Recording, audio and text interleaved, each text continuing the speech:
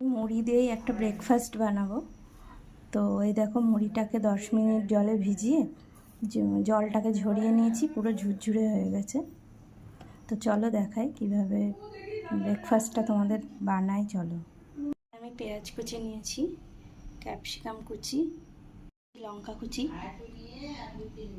আমি একটু সামান্য তেল দিয়ে দেবো।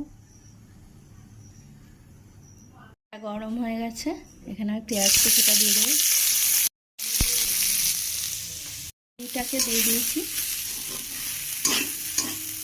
লাল সস আর সয়া সস আমি দিয়ে দিয়েছি। এবার দেবো লঙ্কা কুচিটা, ফেটিয়ে দিয়ে দেবো। ডিমটাকে আমি এর সাথে মিশিয়ে দেবো। এই যে আমার মুড়ি ব্রেকফাস্ট রেডি।